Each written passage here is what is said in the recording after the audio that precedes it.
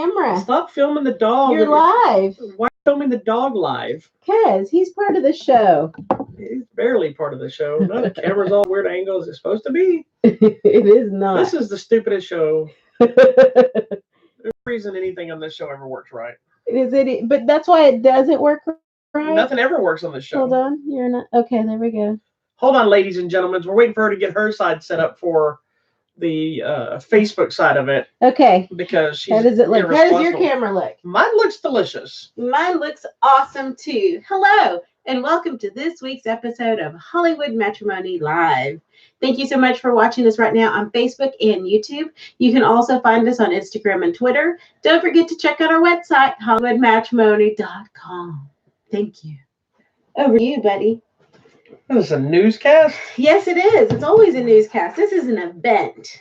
Is it? This is an amazing event that everyone comes for to see the randomness that we're going to talk about and to see if we're going to fight about anything, because that's what people We haven't like. had a good fight in a while. I know.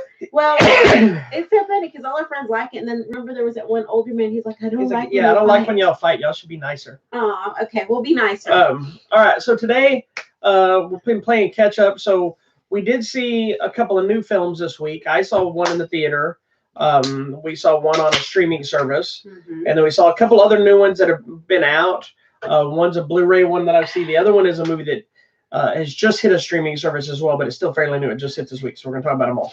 So what do you want to talk about first? Well, I've got two that only I've seen, and then we got two that we both saw. Well, should we go in order? So there's these two, but then the other two, there's not actual. Well, yeah, there is.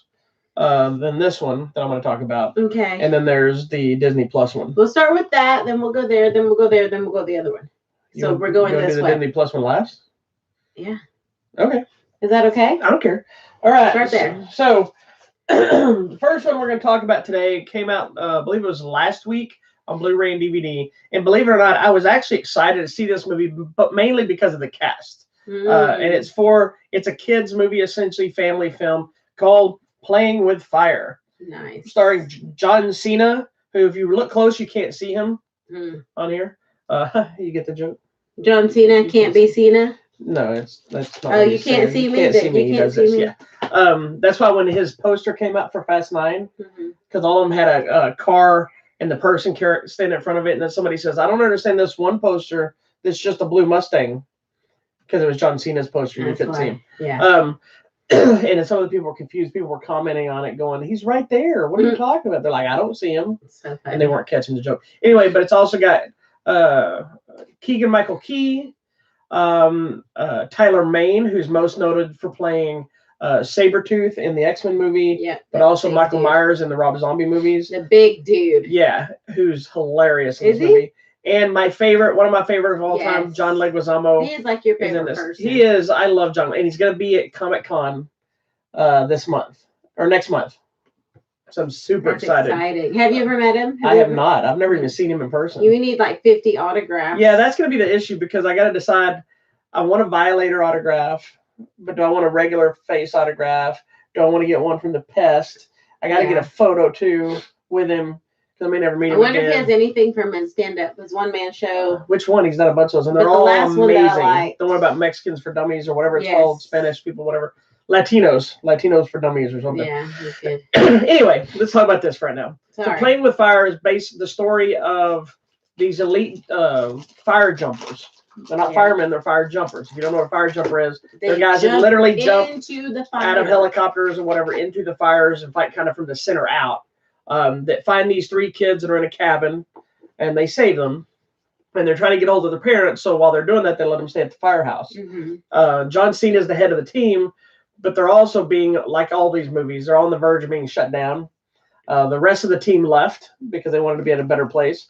John Cena is a very strict, no nonsense, by the book, no laughs. Keegan-Michael Key is kind of his right-hand man he's funny, but he's also like, if you were to say, in no shenanigans, he'd be like, yeah, no shenanigans. You better watch No Shenanigans right here. That guy. John Leguizamo was kind of the fun guy. Always wanted to dance and sing and have a good old time. And Tyler Mane just never says a word. He just grunts and makes scary faces until the last half of the movie. And then he does some stuff that's hilarious. And it shocks everybody in the movie. But it's a pretty straightforward family comedy.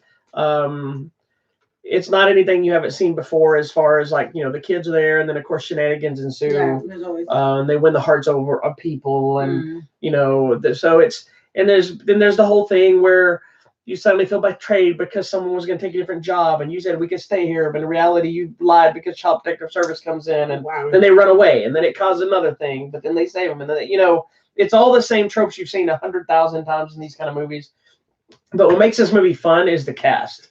The cast are playing off each other. It was a lot of fun, and I love the fact John Cena he's got a good niche for comedy, because he's very self-deprecating. He'll make fun of himself, and he's not afraid to do so. I think that's why he's kind of like The Rock and successful in those kind of things, because they're willing to step up. Where people like Hulk Hogan and things. Hulk Hogan's the only other really big wrestler that had as big a career in the films. Yeah. But he got pigeonholed into cheesy family films that weren't that good, and never really took off in the action genre. Where John Cena's, The Rock is kind of that way too. He's really more action. He can hit the comedy notes, but they're not like these. Because he did some of these. Yeah. And like the game plan worked, but Tooth Fairy not so much. John Cena's found a good balance of being able to hit a lot of good comedies, action movies, and whatever. And he's great in this one. And of course, John Leguizamo was always good. So it's a fun little family film, and it's one of those. It's PG, so it can be watched by everybody. And it's got silliness and bounds and chaos and goofiness, and anyway, it's a fun movie. You should check it out. It's also got a fun story time, a fun bonus feature called Story Time with John Cena. You can watch. It's just silly stuff. But anyway, Playing with Fire. It's available now. It says red hot fun for the entire family right there on the cover. So check it out. It's a fun movie. Cool. Next is another actor I love. You want to talk about that one? Yeah. This was that we've been really waiting for. We got to watch it together. Yes, I love when we get to watch things together. Well, I wanted to watch it in the theater, and we never saw it really playing anywhere around here. Then they didn't send me a copy of it, and I was like, ugh. Well, then it hit. Thankfully, it was an Amazon movie, so anytime a movie comes out that's an Amazon movie, it's almost guaranteed it's going to hit Amazon Prime. Yes, thank you, Amazon And so Prime. Friday, it hit Amazon Prime, and we were discussing Honey Boy, starring Shia LaBeouf. And who else? Lots of people. I don't know. Lucas Hodges and Noah Jupe. They're the two people that played him. If you don't know what Honey Boy is, it's a loose fictionalization of his real life. A loose biopic, I guess. Yeah, it's a fictionalization of his life using real situations that happen. Whereas Lucas Hodges plays the more adult version of Shia, and Noah Jupe plays the little boy version. And he's such a cute kid. He was the Even Stevens days. Hodges was the Transformer days. Yeah. And it's very interesting. And Shia plays his real life father. Yeah. So he wrote the movie. He stars in the movie. He did not direct a movie, but this movie is deep, you guys. It is. So it kind of bounces between the two parts of their lives. Yeah. While one is spiraling out of control, one's trying to find his way. Yeah. So what did you think of the movie? I know you. I don't know. First of all, are you even a Shia LaBeouf fan? I am a Shia fan. I didn't watch Even Stevens. I didn't watch Even Stevens either, but my kids watched it. So I didn't know about him really until I guess Transformers. Really. So I wasn't aware, I guess, that he was a child actor and all that he'd been through. So. Did you not see it? Holes, the Disney movie Holes. It's probably on Disney Plus. You should watch it. I'll watch it. Yeah, no. My first real exposure to him, outside like the Transformers and Indiana Jones and Holes and that kind of stuff.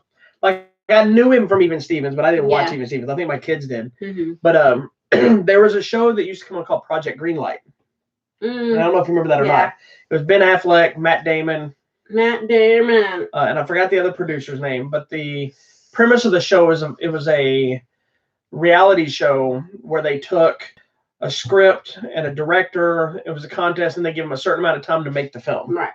One of the episodes, Shia LaBeouf was the star of the movie, so the whole episode was him in the movie, and he dealt with some of his father stuff in that show because they were talking about like he had to be emotional.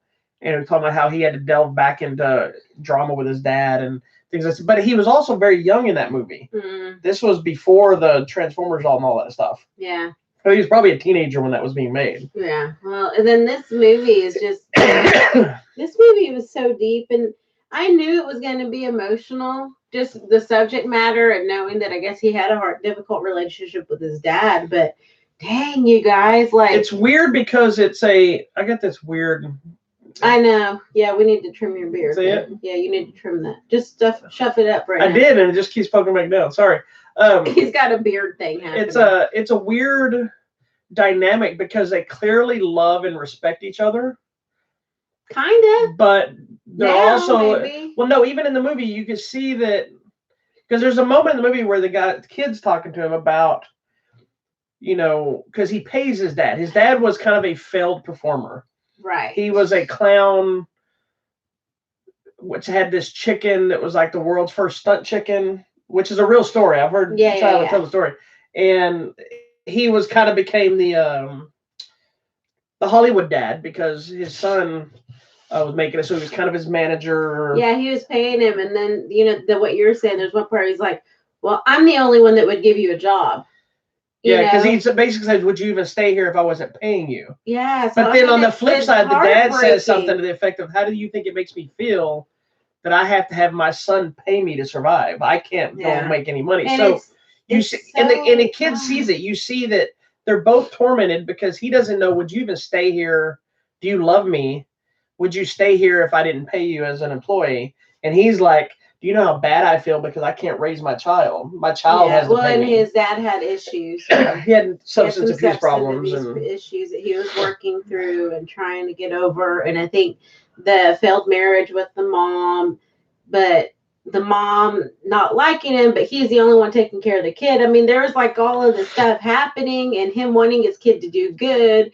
And him kind of trying to want to get back in the spotlight, but knowing he can't and trying to take care of the kid. And then I feel like, does this happen a lot with a lot of these Hollywood kids where you think they have a great home life? And it's you see a lot of them when they're adults, you find out how they lost all their money. Yeah, struggled. Or you find out that they were abused, or you find out that they already had substance abuse problems and stuff because like in Judy, you find out about how which we already knew, but how Judy Garland had eating disorders and all this stuff. Yeah, and then even the two Coreys had issues with being abused and drugs and Iron Man. Robert Downey Jr. His dad did the same thing. Like in Shia, his dad, like they bartered for cigarettes. The little kid was addicted to smoking already. I mean, it's just and there's a scene in the movie too where they smoke weed together. And it's probably the most loving bonding scene of the whole movie because that's the one way they connected. It is because he's a little kid, and I'm not saying it's okay, but you see the love and the passion at that moment because they're just together, and good or bad while they were doing it, they were just together, and his dad is embracing him, and he's feeling, oh my God, I feel safe and loved because my dad is hugging me, and his dad is feeling like this is my son, and it's a heavy movie, man. It's messed up, and we get to the part where through the Transformers, and he has that accident, and he has to go to rehab. And I found it interesting that they never really talked about any of that. It just, if you don't know the news story, Well, if you don't know the news story that his hand got jacked up, you wouldn't even notice that little nuance because he has a car accident, and as he's climbing out of the car, the one hand is all bloody. But then they never say anything. I don't think they ever showed him in a bandage. I think it's just to tell us time period. I know, but they never showed him in a bandage and everything. Because I remember him doing interviews, and it was in this bandage that was massive. And but him dealing with the rehab and having to confront the story of his father and what he told himself it was and what it really was. Because that's the thing too. People, you make your stories of what you think it is, or it's crazy. Here's the thing, though, is heavy and is deep, and it's a great movie. It's a good movie. And Shia LaBeouf I have maintained for years, even through his kind of mental breakdown he had during his substance abuse problems. And when you see this movie, his whole life makes so much more sense. The stuff, because people used to just talk trash about him. Not all his fault. He's crazy or whatever. But if you watch this movie, I've maintained forever that I thought he's one of the most brilliant actors. And when you see him in different things, he's always a different, he really dives in, even to the crazy level. Like when he made the movie Fury, the character was supposed to be missing a tooth, so he pulled a tooth out or a cap off or something to look like that. I remember hearing something about it. But It's crazy just seeing this. But what I think the best thing about this movie, and I think I wrote it the last line of my review, the best thing about this movie is this one and his previous film, The Peanut Butter Falcon. Mm-hmm. Both of these movies have seemed to be, because they exist, because he made them, and because he was in them, and the people he met, and his, Honey Boy is almost a lethargic way of getting through his own stuff. Cathartic, sorry. Of way of getting through his stuff. These two movies have seemingly made him a better person. I think so too. Because really, that Peanut Butter Falcon, he loves that kid, and he just loved being in the movie with him. Yeah, and if you see him in interviews now, he seems different. Yeah, he seems relaxed. He seems, and he's mentioned, as he said during Peanut Butter Falcon, he said, and when he was with the press, he said, "This guy changed my life." Yep. And I think using the Honey Boy movie, it allowed him to get all that stuff out. Because I one of the interviews I read with him, he talked about how he got his permission from his dad because to put him in the movie and do this about him, because he convinced him it was making it about him and the stunt chicken, which that's in there heavily. It's big. In there. And so then when his dad saw the movie, he was concerned. He's like, okay, now we got to deal with this. Yeah, but his dad, he lays it all out there. Yeah, there's no good people in this movie. Yeah. And that, if I remember correctly, he said something to the effect that his dad just hugged him and said thank you. And by this point, they're already in a better place in life. That's good. But this was a time you can't forget about. Yeah. But I think it became therapeutic for his own stability and his mental state. And well, and that was the other thing. There's a lot of seeing him in therapy, and he's not wanting to deal with it. He doesn't want to talk about it. He's hiding it. He's not willing to confront it. So just knowing that they have in real life is helpful, I think. And it's interesting because, you hear a lot of actors tell stories about how they take on a role, and that role, they were allowed to work out their own issues in the specific character because they had to play that character and mimic their own life, and it allowed them to work through it. And then you have other stories like Robert Downey Jr., who had all the substance abuse, was pretty much ousted in Hollywood. And the reason he got help was his then girlfriend, now wife and producing partner, said, pick one, me or the drugs. So he got help, and then Favreau was willing to give him a chance. And then Iron Man changed everything, Yeah, thank you. Because the studio didn't want him. They said it was too big of a liability. And so Shia LaBeouf has been in so many great movies. And he's a stereotype child actor that's gone through so much drama, big early career, crashed and burned, but came out on the other side as a better person who can still have a continuing great career. Yeah. And I think every movie he's made since probably Fury has been really good, but a lot of them have been independent films, smaller films. There are a lot of movies that I could probably name and people have never seen. American Honey, most people probably didn't see, which he's really great in. Lawless, I thought was a great movie. I don't know how many people saw that with him and Tom Hardy. Probably not. So anyway, I mean, there's a lot of stuff there, and I think and hope that these movies continue, because he's also, you saw the thing where he talks about the theater thing he runs now too, right? Yeah. Where they run like a theater camp school class kind of thing, that it basically just teaches him. He's got tons of people that already come out of that with full contracts and shows and things like that. Awesome. So it looks like he has found his place in life, and, I hope so. and moving forward, and hopefully it'll keep going. Yep.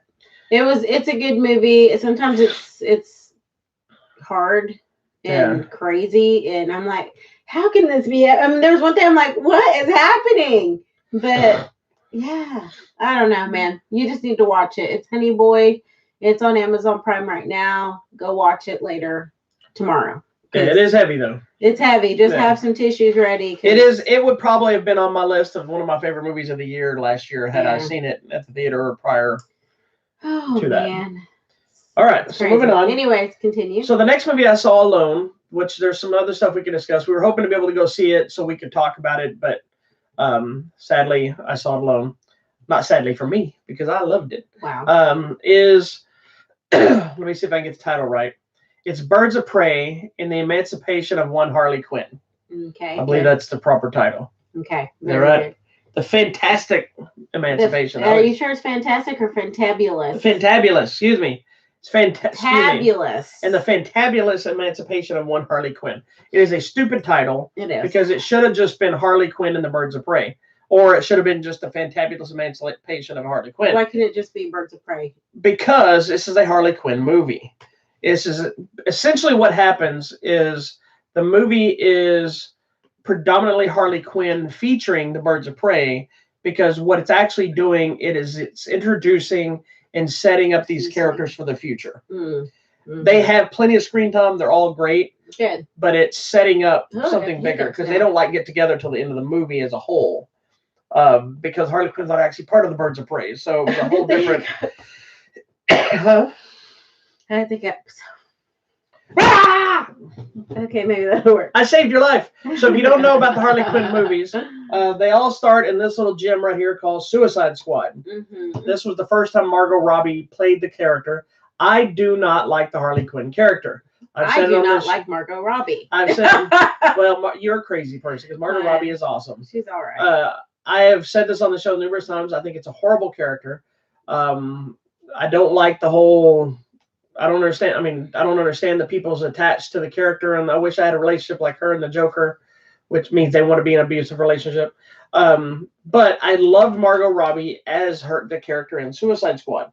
I actually like this movie. I don't care what anybody else says. The last half turns a little Ghostbusters-ish, but as a whole, I enjoy the movie.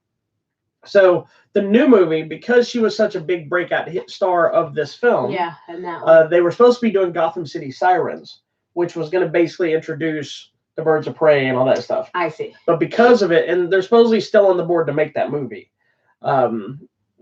because of the popularity of Harley Quinn and Margot Robbie's kind of power jump up with her Oscar noms for I, Tonya and things like this, she is now, it's kind of like the Ryan Reynolds and Deadpool situation. Yeah. Where she's the executive producer. She is all in on getting these movies made. Yeah. So they basically ended up making this new movie, which does not, despite the fact that the DC cinematic universe has kind of been broken apart now. Yeah. Because, the original plan was like, they were trying to do Marvel backwards. And they did a few movies and dived right into Justice League.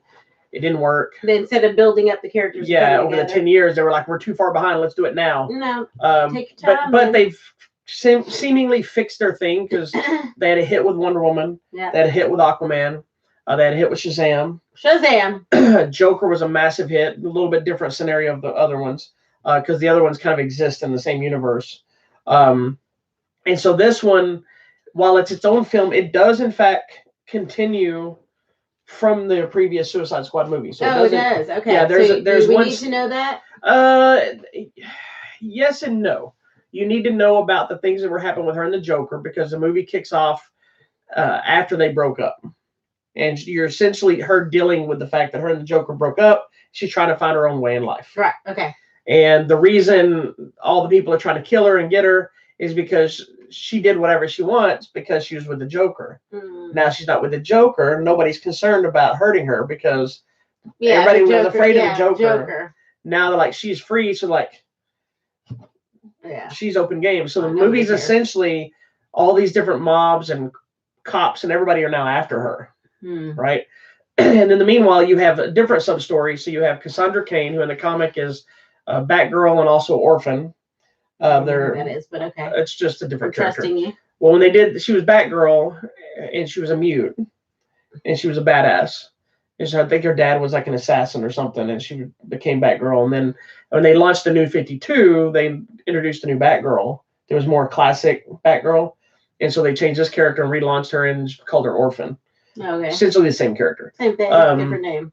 But they have her in this movie. She doesn't play as either one of those, although she is an orphan, but she's not either one of those. Then you have Black Canary. Okay. Who is played by Jussie Smollett Ball. She's the sister of the Smollett guy from Empire that got in trouble. So are they both named Jesse? No, it's just something I don't remember. Because he's not Jesse. He's Jesse. Maybe she's not Jesse. I thought he was Jesse. He probably is. I probably just blended the two together because I'm a moron. Anyway, she's Black Canary, who is Journey. Journey. She is a singer at the club owned by Ewan McGregor, who's playing Black Mask. Okay. Who is like a mob villain. Okay. And then you have Huntress. Okay. Who Good. probably has some of the best lines. Okay. Good. And you get her backstory of why she's doing what she does, and it's all connected back to Harley Quinn stuff. Nice. And then you have what's her name? Montoya. Renee Montoya, who's a police officer played by Rosie Perez. I like Rosie Perez. She's great in the movie. I miss her. She's been hunting. I don't get enough of her in my life. She's kind of been on a case against some different things, so she gets thrown in the mix. And Ewan McGregor's Black Mask, and then you have Chris Messina from the Mindy Project. Yeah. He's playing Victor Zsasz, who was like an assassin, and every time he kills somebody, he cuts his own body. So he's supposed to have all these cuts. He's also supposed to be completely bald, cuts on his face. He was in Gotham. He was the bald guy in Gotham. That was in the knives. Mm-hmm. Same character. Got it.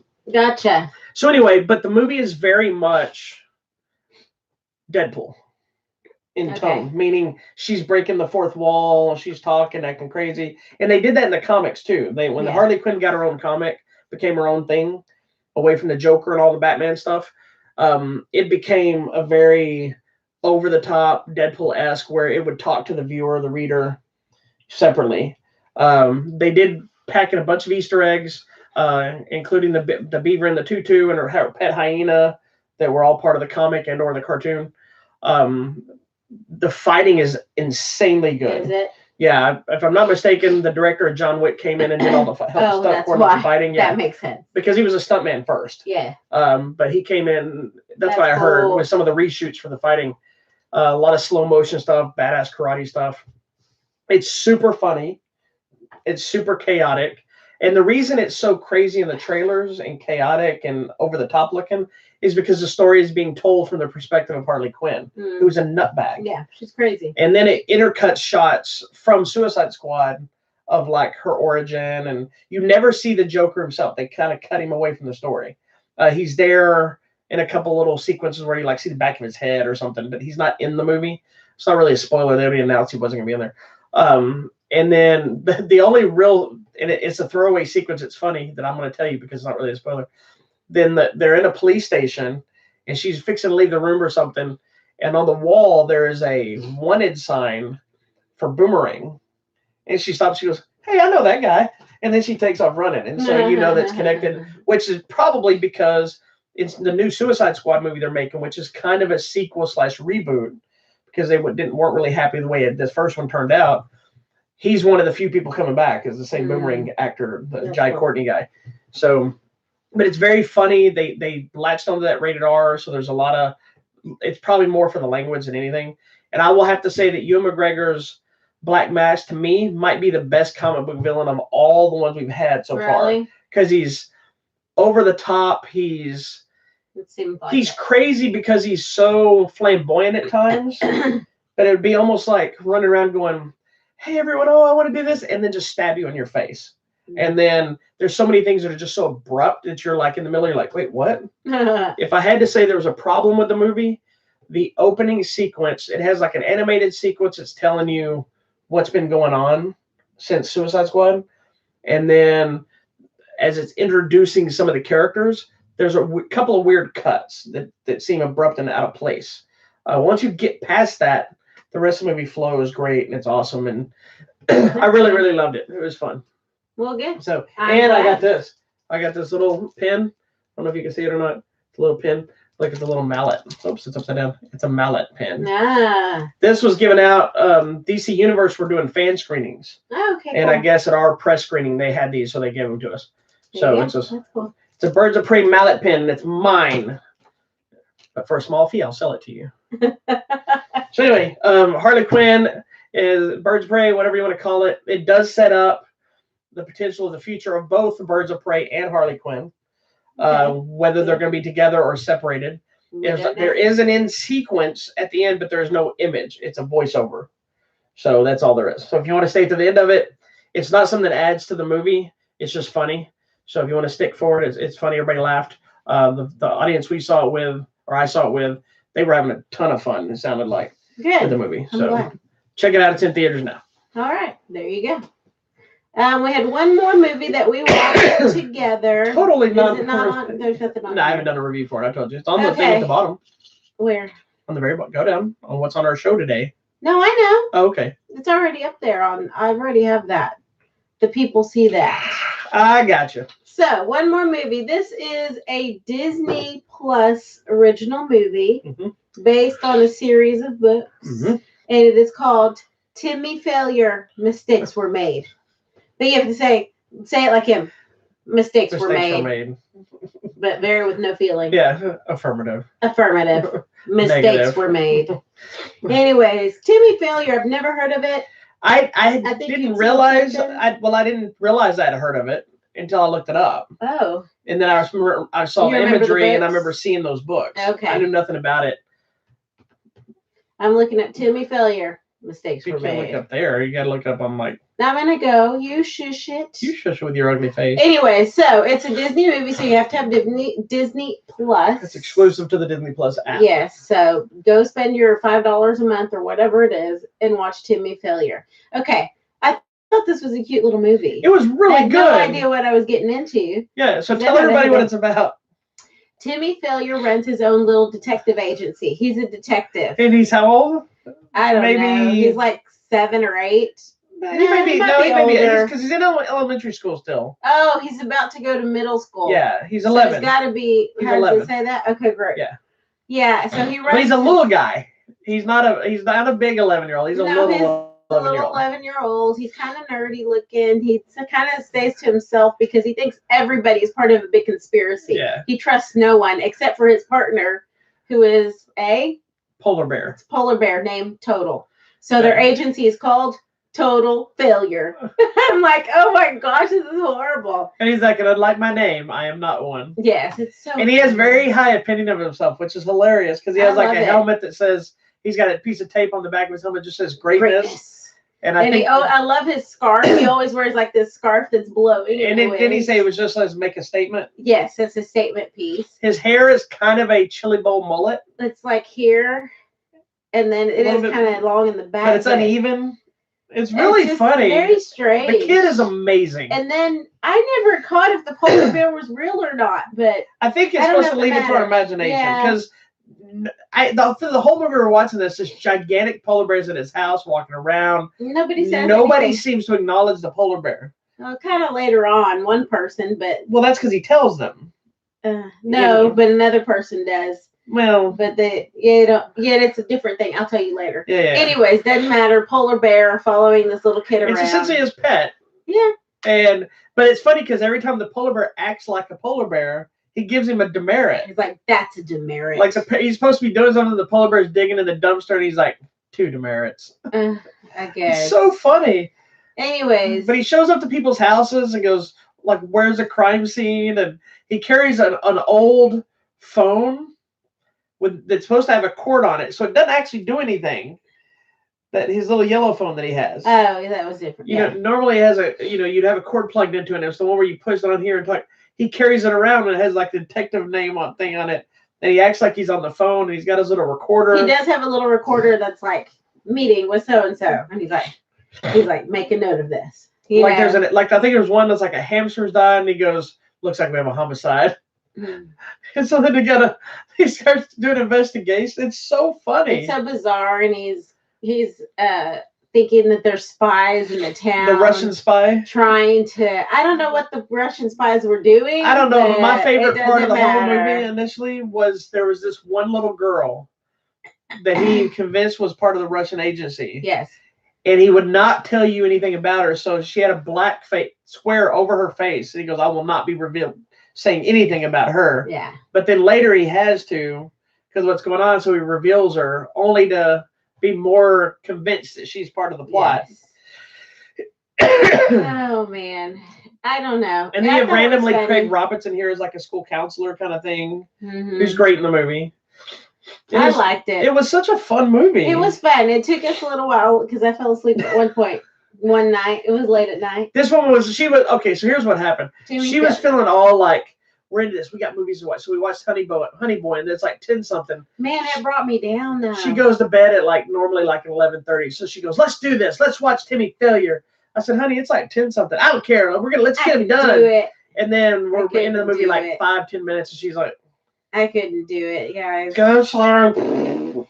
Timmy Failure is such a cute little movie. You should check it out. And it's a family film. He's dealing with family issues as well as his detective agency. But then I think also dealing with like the school and the bullies, and then having to leave elementary and go to middle school is freaking him out. So there's a lot of stuff happening along with the Russian spies and a polar bear. I disagree with this person's assessment. Yeah. They're saying that it's a great movie, but not good for kids. It is a kids movie. It's about using your imagination, you dum-dums. Okay. They say one bad word or something in the movie too. Because nobody hears bad words. Oh, well. These people don't know what they're talking about. It's a fun movie. It's a cute movie. It is a children's movie. Enjoyed it. So just...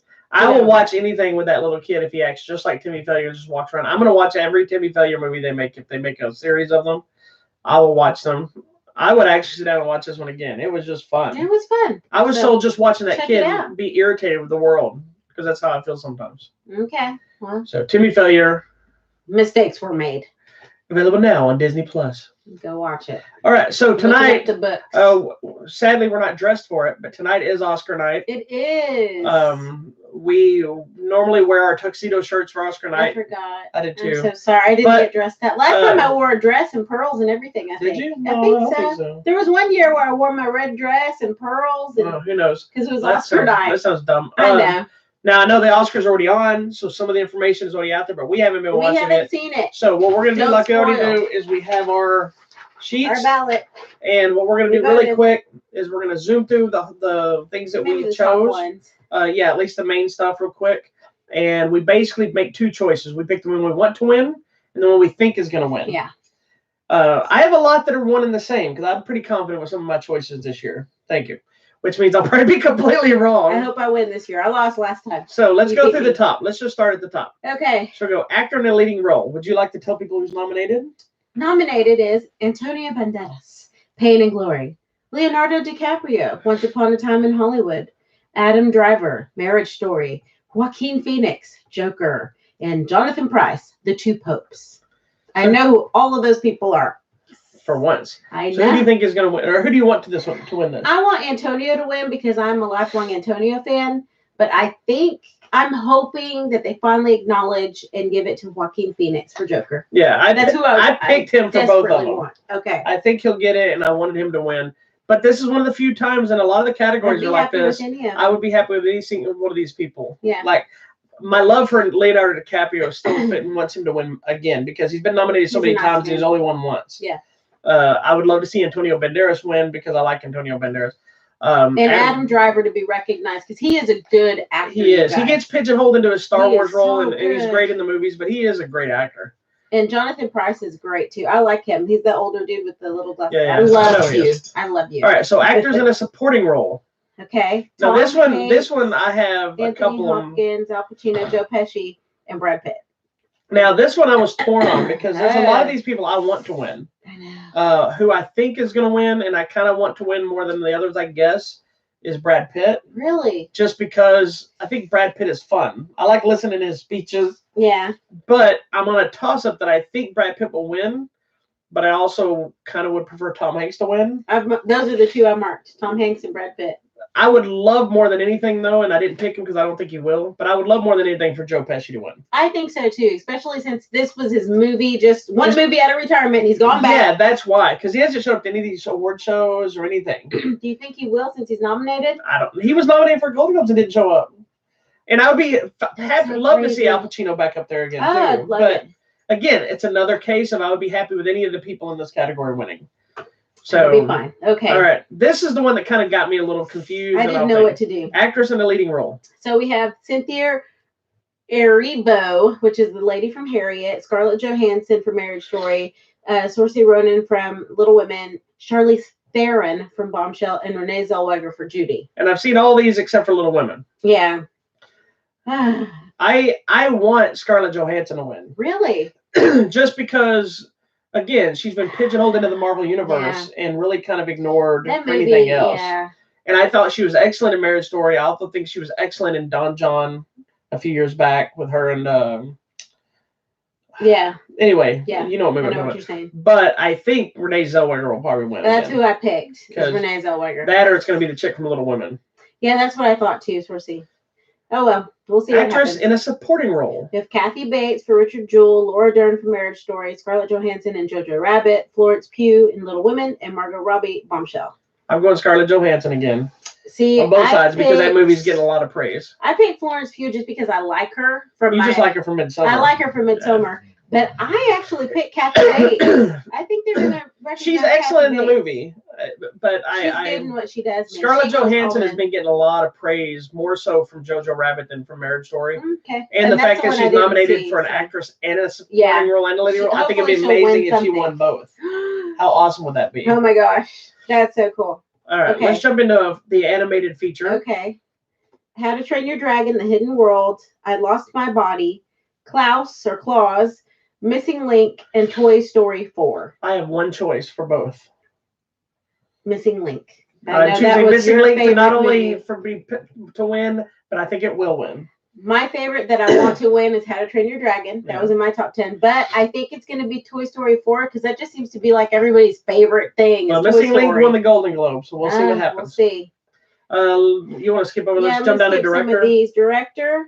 This one was a tough one for me. And then you have your own little controversy going on with director. I do. I have an issue because I think if your movie is nominated for Best Picture, then I think you should automatically be nominated for Best Director because that's who's making the movie. Yeah. I mean, but it's interesting. And I don't understand how a movie can be nominated for Best Picture and not be nominated in every category that makes a movie. I can understand if it's not I wouldn't expect Parasite to be nominated for visual effects. Yeah. But if it's something that's cinematography, costuming, all those different things, to me, if this is the Best Picture, then that means all those things are on point. Yeah. Which means all those things should be nominated. Okay. I also don't understand how you have a Best Picture and nobody from the movie nominated. Yeah, Best Picture, but none of the actors. Yeah, how can you have a good movie without good actors? I don't know. So it doesn't make sense to me. Okay, so directing, we have directors for The Irishman, Martin Scorsese, Todd Phillips, 1917, Sam Mendes, Once Upon a Time in Hollywood, Quentin Tarantino, and Parasite. Bong Joon-ho. Is that his name? Something like that, yeah. Okay. What did you pick? I want Parasite to win. Really? But I think 1917 will. I think 1917 will, but I also wanted Once Upon a Time in Hollywood because I think Pee-wee gets kicked to the side because he's weird. Well, he won a few Academy Awards early on. He wins a lot of screenplay stuff, and he won director, I think, for Pulp Fiction, I believe. Okay. Well, and this is another category I would be happy with any single person. All these movies are really good. I loved every one of these movies. Matter of fact, I think every one of these movies were on my top list except for Parasite. Because we hadn't seen it. But we saw it, and oh my gosh, you guys. But I think the reason I want Parasite to win is because it's a foreign film. Yes. And it's they do. Because, and what's crazy, and we may not get into because we haven't seen all of them, it's also nominated for International Feature Film and nominated for Best Picture. So it's nominated for 2, and it would be awesome if that movie cleaned house. That would be awesome. So Best Picture, we'll skip there. So let's, we'll do Best Picture, and then we saw the animated shorts. Yeah. So Best Picture is Ford versus Ferrari. Nobody's nominated for that movie. That baffles me. I picked it. I'm just telling you right now. I'm just saying, it baffles me. I love that movie. Yeah, because and I've seen every movie nominated except for Jojo Rabbit. Jojo Rabbit, Joker, Little Women, Marriage Story, 1917, Once Upon a Time in Hollywood, and Parasite. And how is Jojo Rabbit nominated for Best Picture? You got Scarlett Johansson nominated for Best Actress, Supporting Actress, but Taika Waititi is not nominated for Best Director. The problem is you have more Best Pictures than you have directing spots. And the same thing with what's her name for Little Women. Yeah. I know people are going to be all up in arms about that, but it's a whole separate issue. So who do you think is best? Who do you want for Best Picture? I want Parasite to win. Who do you think will 1917 will win? See, I picked 1917 too. I want Ford versus Ferrari because I love it. And I don't think it's getting enough. I want Jojo. I really want Jojo Rabbit to win. I'm okay with most of these. Only because I haven't even seen it yet, but I'm a fan of his. Yeah. He directed Thor Ragnarok. Yeah. But I knew him from What We Do in the Shadows. He did the Curse of the Wilder People that I loved. He's a great director, and I would love to see his movie get things recognition. are coming up. No. Close. Stop opening things. Then. Okay, and then we actually today watched all the animated short films. Yeah, I'm kind of bummed because they sent me an email and sent me links to all the animated short films, all the documentary short subjects, and all the live action short films. And we had no time to sit and watch them all. And so we just now got around today to watch the animated short films. We're going to watch them all, though. And I think in my mindset, when you say short, I was thinking they were all going to be like quick things, but some of them were an hour, some were a little bit longer. But we did watch all the animated short films, and we have not talked about it yet. So tell everybody, this one, because there's only 5, why don't you do this? Why don't you, when you say what it is, tell everybody what it's about. Okay. Because most people haven't seen these. There's 5 movies. The first one is called Daughter. It's a foreign language film, but it doesn't matter. There's no talking, which, by the way, I loved. Yeah. And I loved the animation and the art style. Like stop motion type. It's stop motion, and it's kind of like clay, but it's not clean. No, it's very dirty. It's very dirty and gritty, and the way the faces and stuff are made, and it's basically the story of like a single dad and his daughter, and they're trying to connect. We don't know what happened. Nothing they do ever seems. So like she's coming, and you can see like he wants to, but he's so busy with life trying to take care of her that he doesn't. And because she's a kid, she doesn't understand that he's trying to take care of her. And she just feels ignored. Where from his point of view, he tried to talk to her, and she didn't connect. So they spend like their entire lives in this back and forth, almost connecting, but not making the connection until, oh my gosh, and I'm just crying. And it's only like 10 minutes long. But I'm crying. I'm like, this is so sad. So that is a great movie. Okay, then we have Hair Love. Oh, I think some of you may have seen this. It was a short before. We think it was before Abominable. I think so. Because I didn't see Abominable in the theaters, and you did. It is a Sony one. Yeah, and I did see this one. This one's about a little girl, and her hair has just gone crazy, and she's trying to an African American girl. She's trying to do these cute little puffs, and then she tries, and her hair's like crazy. She doesn't like her mom does it for her. And so her dad's trying to do it, and then you're like, oh, where's her mom? Well, you find out later, and I don't want to tell you, but you need to watch this. It's such a sweet thing, and I loved it. I cried at that one too. So the next one is Kit Bull, which is the Pixar one. And I think a lot of people may have seen this. Yeah. I remember seeing it, and it was going around the internet. I don't remember which movie it was on, though. I don't know if it was Incredibles 2 or if it was something else. Anyway, I don't know. It doesn't matter. This one's about fighting pit bull dog. Yeah, and a little cat. And a little cat that become friends. And you can tell the dog is a sweet dog, and they're trying to make it mean. Yeah. And the cat's mean and kind of scared of everything. Yeah. But also, she doesn't trust anything because his cat has been living on the streets. Yeah, so they become friends. Until the dog becomes the one that doesn't want to be anybody, and then they connect. Yeah, and I cried at that too. The next one is Memorable. Oh, I just cried at this. The easiest way to describe this, and this one's dealing with Alzheimer's kind of thing. It's a man who's slowly starting to forget things. And it's another stop motion animation via paint and art. Yeah, it's clever because the man's a painter. So I've seen stories like this where you can see through their painting how the painting slowly deteriorates, like his skill. Because they don't remember what something looks like. Yeah, like he was trying to do at the beginning. He draws this beautiful face, and at the end, it's just like eyes and a chin. Well, and it's intriguing because it's like his wife, who's there taking care of him. She clearly, and you can see the beginning of it. She's annoyed with him. Yes, because she's like, what the heck, man? She's like, pass the pepper or something like that, and he's trying to give her bread and whatever, and she's like, come on, stop playing, because she's annoyed by the fact. And then by the end of it, when he doesn't know who she is, but he's talking to her, he's like, you're stunning. And then she realizes that this is who she fell in love with this guy. Are you crying on our show? Yes, I'm going to cry. This is such a sad thing. Okay, then the last one is called Sister. This is basically, this one's cute. The animation is cute because they're all. It was stop motion, but they were all like, it was like. They were all yarn. Like those little yarn. But the bodies looked like felt. They were felty, and you could see like the little wisps of the felt moving. It was so good. Yeah, it was cool. This one basically is dealing with the one-child policy in, I guess, China. Yeah, wherever. And so it's called Sister. And yeah, I don't want to tell you what happens, but yeah. If you get a chance to see any of these films anyway, you need to watch all of them. They're actually really good. Then the fact that like a 10-minute movie can have such a profound effect that I'm over here crying, they were all really good. All right, so let's do this. Which one did you pick, and which one do you think will win? What did you choose, madam? I think memorable is going to win because I think it's a thing that resonates with everyone. Which one did you want to win? Daughter. The very first one. Just because here's what's so funny sad. Is I'm reversed. Really? I want memorable to win, but I think daughter will win. Oh, okay, cool. So either way, we win. We win. Unless they pick something else. They probably will. And I loved all of them. Yeah, they're all great. So I guess that's gonna be it then. Because I mean, well, let's do original screenplay. Oh, okay then. Just because that's some. I love original stories. Adapted screenplay and original, but let's look at original screenplay. So we got what? So last one. We have Knives Out, Marriage Story, 1917, Once Upon a Time in Hollywood, and Parasite. What did you choose, madam? I picked Parasite to win. I hope it wins something, but I really want Knives Out to win because I really liked that movie. This is where I chose. I want Once Upon a Time in Hollywood to win. Okay, good. But I think Parasite will win. I hope Parasite wins. I hope Parasite cleans house. Like, it bummed me out if some of these people that I'm huge fans of don't win.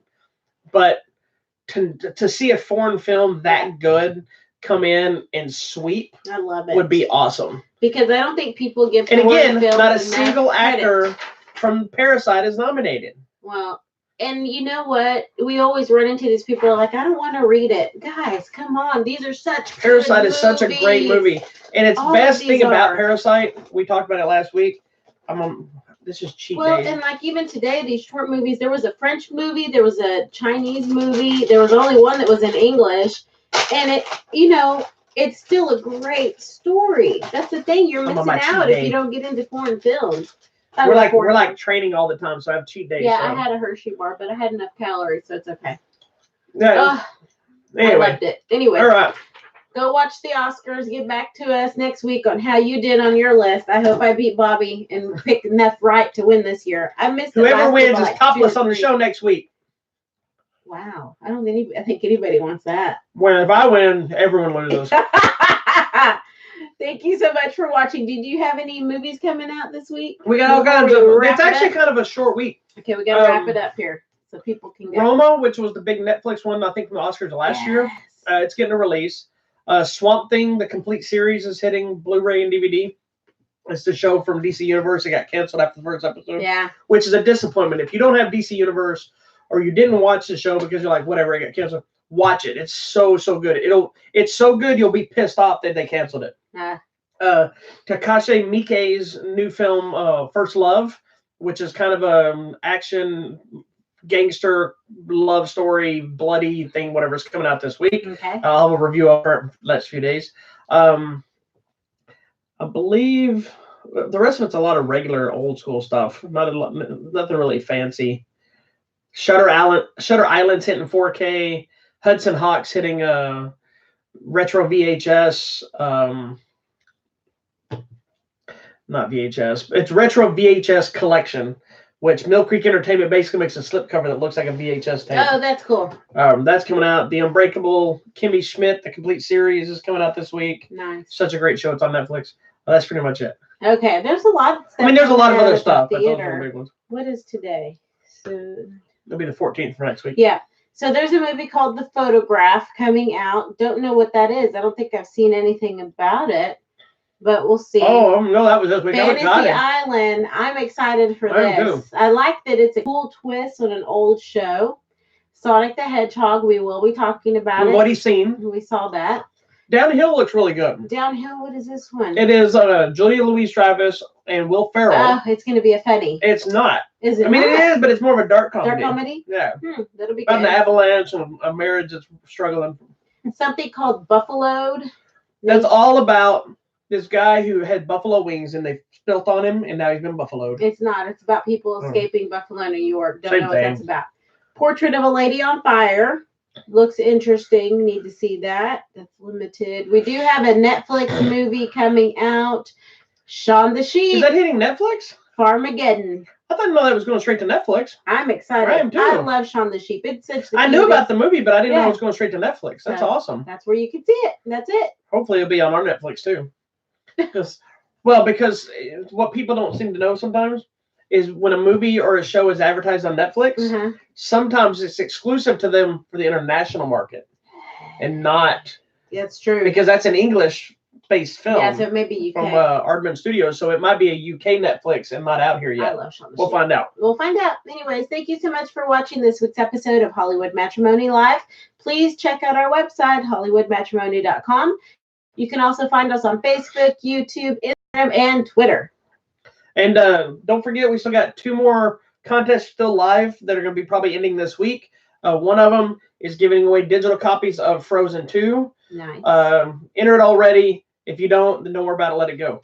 Let it go. See what I did there? Let it go. Also, we're giving away a copy of a movie we talked about last week called White Snake. That looks It cool. is not about the band. It is. Sorry, it is not for all you metalheads.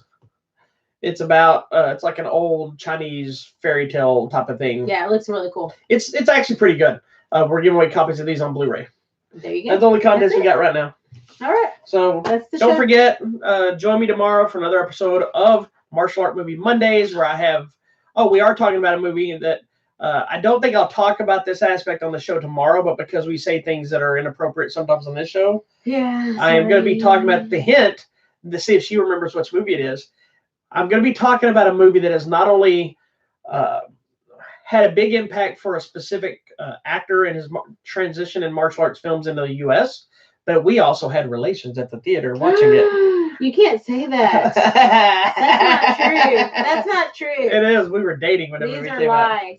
Anyway, I'll be talking about that movie There tomorrow. are children watching. I put it wasn't safe for children. So What if our family sees this? what are they going to do now? I don't know. And none of my family knows how to use the internet. That's true. Mine doesn't either. I can't even get them to read the comic book I hand them. Oh, well. They're not very supportive people. Anyway, but then on Tuesday, we'll be here for an all-new episode of TV Tuesdays, which will be a night episode because someone's got to go into the office. So it'll be later in the evening. And then we'll be back next weekend for an all-new episode of Hollywood Matrimony Live. All right. Thank you so much for watching. Bye. Thank you. Peace and Oh, love. I have to get up and turn off the camera. So far. Adios. Bye.